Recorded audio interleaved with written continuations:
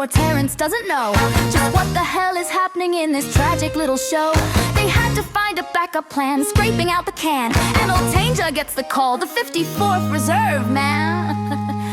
A proper little shambles, an absolute disgrace, while Riley's in his bedroom with a handbag on his face. He talks a lot of rubbish, but his voting base is thin. A pathetic little child who's got no earthly chance to win. 'Cause he's not a paper candidate, he's a wet Kleenex. Sitting in his bedroom, obsessed with Maggie's texts. He's staring at her poster, sniffing at a leather clutch. He's got a handbag fetish and he loves it all too much. He'll never see the inside of the Civic Centre halls, because this online bully hasn't got the bloody balls. Yeah, he wanks to iron ladies in the dark without a sound. The biggest Tory troll boy that you'll ever find around. Yeah. Sniff, sniff, hooray, what would Margaret say?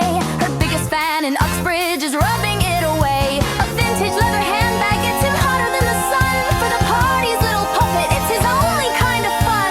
Aggressive in the comments, but he's terrified in town. Just a sticky little keyboard kid who brings the whole war down. Wet Kleenex, soggy Kleenex, crusty Kleenex. He'll never run the council, he's a total nervous wreck. Keep typing on your keyboard, keep crying in your bed, with Margaret Thatcher's handbag wrapped around your little head. The adults know you're useless, the Tories know it's true.